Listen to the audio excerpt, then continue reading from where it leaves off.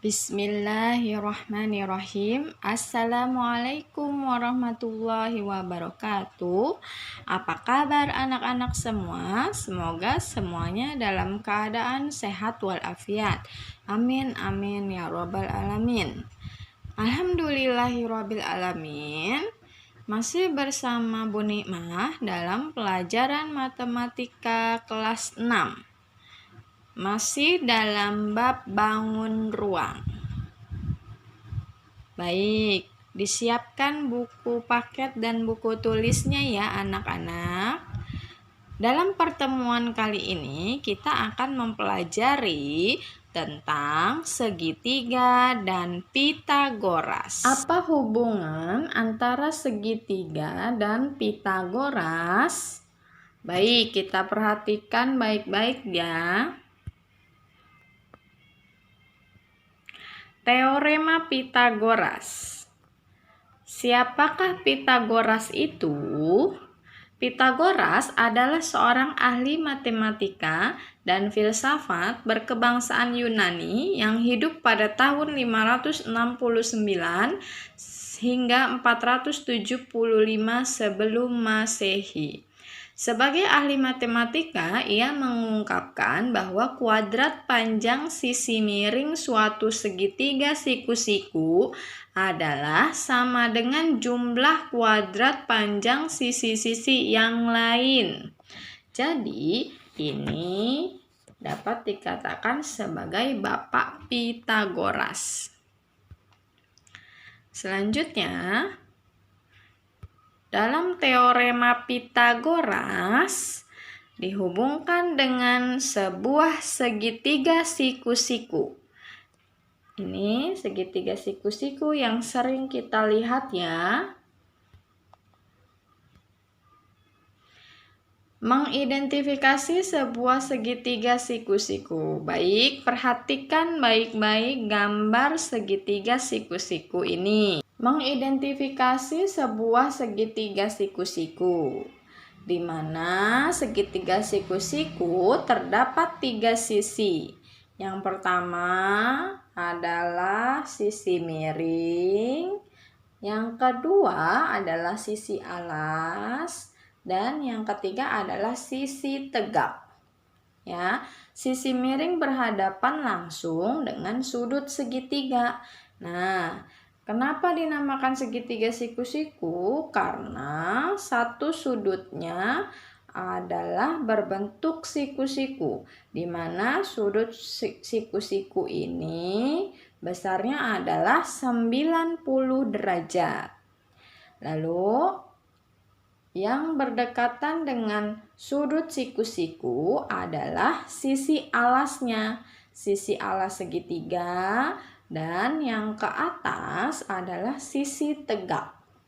Lalu yang berbentuk miring adalah sisi miring segitiga siku-siku. Baik, selanjutnya adalah dalam teorema Pitagoras, maka akan kita temukan bentuk sebagai berikut.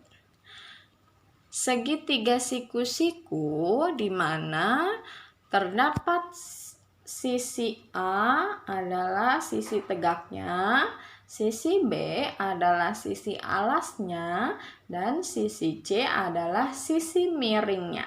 Ya. Yang bawah juga sama, ini adalah segitiga siku-siku dengan sisi alasnya B, sisi miring C, dan sisi tegaknya adalah A. Ya. Lalu yang di sampingnya terdapat rumus mencari sisi dalam teorema Pitagoras. Contoh, jika mau mencari sisi A, maka rumus yang dipakai adalah A sama dengan akar kuadrat dari C pangkat 2 dikurangi B pangkat 2. Ya, jadi akar dari C pangkat 2 dikurangi B pangkat 2 kalau mau mencari sisi tegak.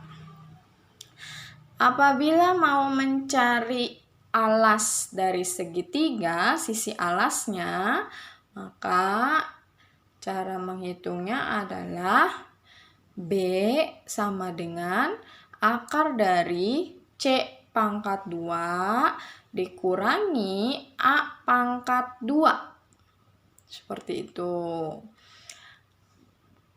Dan apabila ingin mencari sisi miringnya, yaitu sisi C, maka cara mencarinya adalah C sama dengan akar dari A pangkat 2 ditambah B pangkat 2. Jadi bedanya apa? Bedanya kalau mencari sisi miringnya itu adalah dijumlah, ditambah. Tapi kalau tidak mencari sisi miring, mencari sisi alas maupun mencari sisi tegak, itu dikurang. Jadi di situ perbedaannya ya. Selanjutnya, masuk ke contoh soal. Perhatikan baik-baik contoh soalnya. Gunakan teorema Pythagoras untuk menentukan panjang sisi yang belum diketahui pada masing-masing gambar berikut. Jadi, yang dicari adalah panjang sisi yang belum diketahui dengan menggunakan teorema Pythagoras. Yang pertama, A. Perhatikan segitiga siku-siku ini. Yang diketahui adalah sisi miringnya 13 dan sisi tegaknya adalah 5. Yang belum diketahui kita sebut sebagai X. Ya, yang belum diketahui adalah sisi alasnya. Berapakah sisi alasnya ini? Maka kita akan mencari dengan teorema Pythagoras di rumus yang tadi ya. Pakai rumus yang tadi. Yaitu pembahasannya seperti ini. X sama dengan akar dari 13 pangkat 2. 13 pangkat 2 ini dapat dari mana? 13 pangkat 2 ini adalah sisi miringnya. 13 pangkat 2. Lalu dikurangi 5 pangkat 2 adalah sisi tegaknya. Ya, 5 pangkat 2. Baik. 13 pangkat 2 adalah 13 dikali 13 sama dengan 169. Selanjutnya 5 pangkat 2 adalah 5 dikali 5 sama dengan 25. Maka setelah itu akar ini tetap 169 dikurangi 25 berapa? Yaitu 144. Jadi akar dari 144 itu berapa ya? Kita cari angka yang pangkat 2. Yang sama ya. Contoh 10 kali 10 sama dengan 100. Nah, berarti berapa dikali berapa yang hasilnya 144. Maka kita dapatkan adalah 12. Jadi akar dari 144 adalah 12. Karena 12 dikali 12 sama dengan 144. Seperti itu. Lanjut contoh soal yang berikutnya yang B. Perhatikan lagi gambar berikut. Nah, ini ada segitiga siku-siku. Siku-sikunya terletak di B.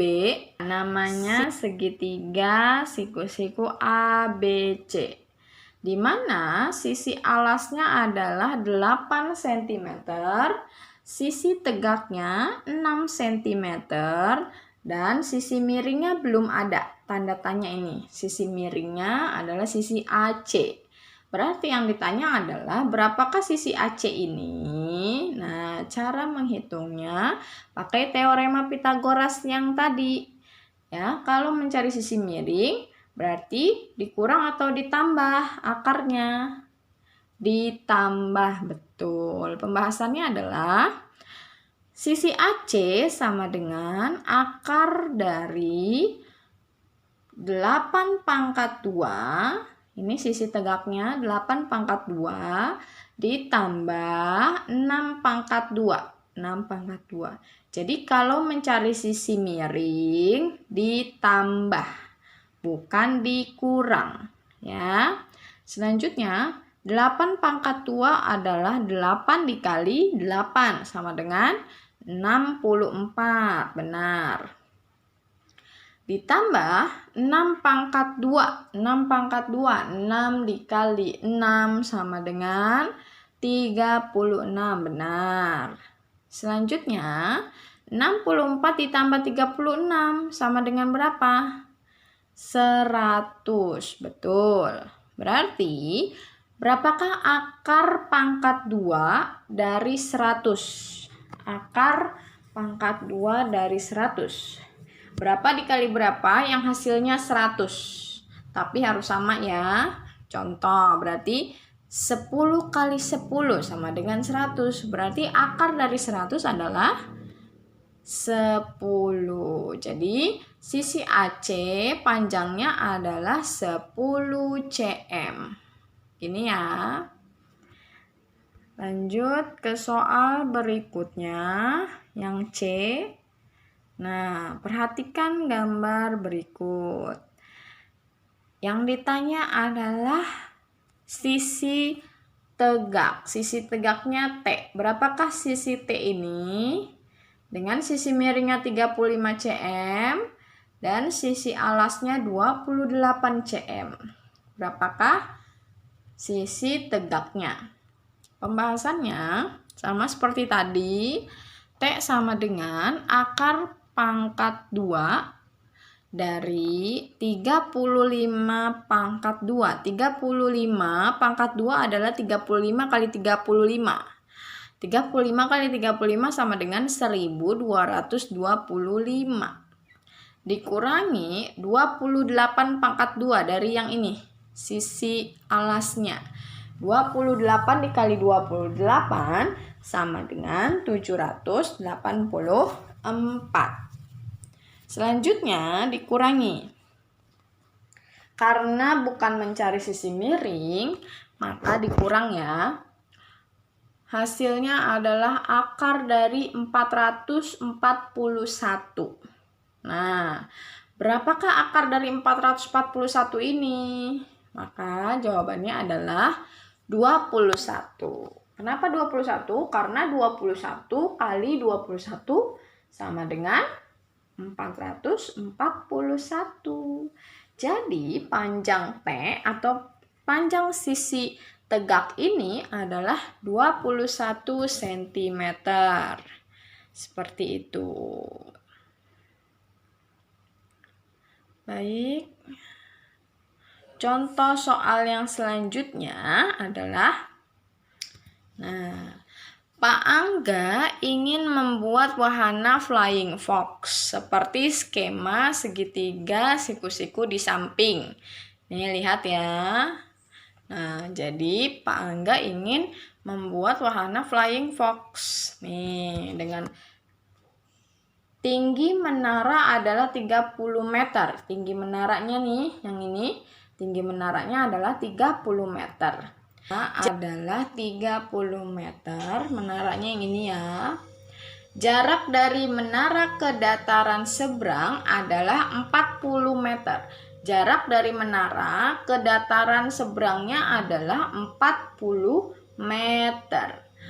Berapakah panjang tali yang diperlukan Pak Angga untuk dipasang dari atas menara menyusuri perairan ke dataran seberang? Nih, jadi yang ditanyakan itu berapakah panjang tali yang ini, yang untuk wahana flying fox ini.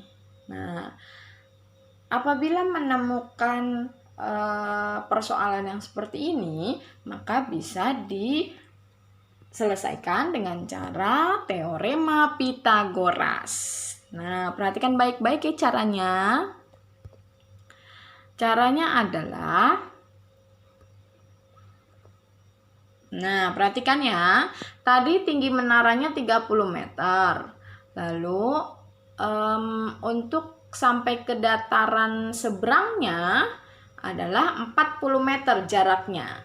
Berapakah panjang tali yang dibutuhkan Pak Angga untuk sampai menyusuri ke dataran ini, ke dataran seberangnya? Gitu ya. Perhatikan baik-baik. Nah, panjang talinya. Berarti yang ditanyakan panjang talinya ini berbentuk segitiga siku-siku. Berarti panjang talinya adalah sisi miringnya. Nah, apabila mencari sisi miring, maka akar pangkat 2-nya dalamnya ditambah ya, jangan dikurang. Nah, yaitu akar dari 40 pangkat 2. 40 dikali 40 sama dengan 1600. Nih yang ini. Lalu ditambah 30 meter. 30 kali 30 adalah 900. Benar. Setelah itu ditambah akar dari 1600 ditambah 900 sama dengan berapa? Yaitu 2500. Nah, akar dari 2500 itu berapa ya? Berapa dikali berapa yang hasilnya 2500 dengan angka yang sama. Maka hasilnya adalah 50. Karena 50 dikali 50 adalah 2500. Maka panjang tali yang dibutuhkan Pak Angga adalah 50 meter untuk membuat wahana Flying Fox ini. Seperti itu ya. Nah, selanjutnya untuk anak-anak, supaya dapat memahami dengan baik, maka jangan malas untuk berlatih soal. Ya, ayo berlatih. Perhatikan gambar segitiga berikut ini. Panjang sisi AC adalah 12 cm. Lalu panjang sisi AB adalah 5 cm. Yang ditanyakan, carilah panjang CB. Nah, carilah panjang sisi CB ini. Sisi CB adalah sisi alasnya ya. 12 cm adalah sisi tegaknya dan 15 cm adalah sisi miringnya. Kalian cari panjang CB-nya berapa. Lalu selanjutnya nomor 2. Perhatikan gambar berikut ini. Diketahui sisi alasnya adalah 16 cm. Lalu sisi tegaknya adalah 12 cm. Yang ditanyakan, berapakah sisi miringnya? Sisi C ini itu berapa ya? Nah, carilah panjang sisi miring AC. Sisi miring AC ya. Oke. Tolong dikerjakan dengan sebaik-baiknya dan dipelajari lagi contoh soal yang sebelumnya. Semoga semuanya mendapatkan nilai 100 dari latihan soal ini. Terima kasih banyak atas perhatiannya. Mohon maaf apabila ada salah-salah kata. Wassalamualaikum warahmatullahi wabarakatuh.